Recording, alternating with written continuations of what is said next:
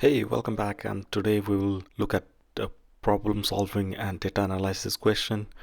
This is a graph question, and we'll learn the basics of line graph and try to solve the question.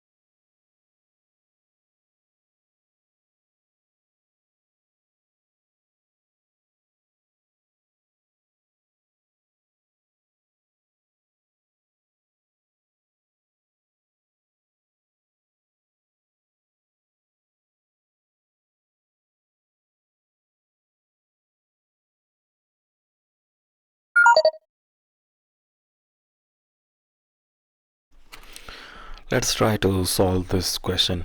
So in any line graph, there are two axes. This is the y-axis, and this horizontal axis is called the x-axis. And in the x-axis, there is always an independent variable, and here in the y-axis we usually write the dependent variable.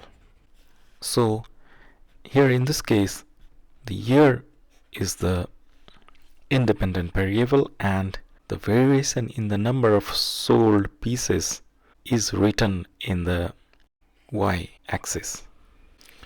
So this is the general information about the line graph.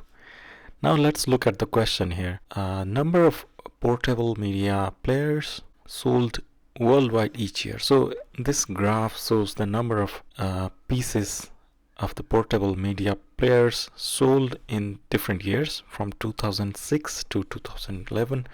So 2006 to 2011, and we can see that the numbers gradually increased from about 50, so it is about 50 to 160, which is in the year 2011.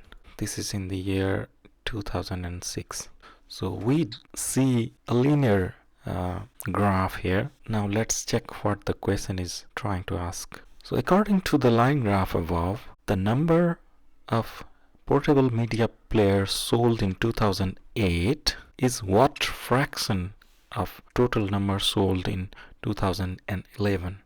So we have to check 2008, which is 100.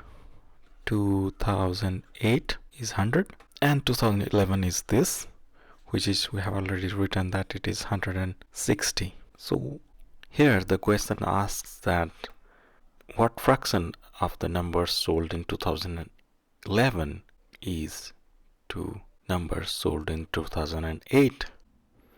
Here the question is asking us to calculate the fraction of the numbers sold in 2011 to that of 2008.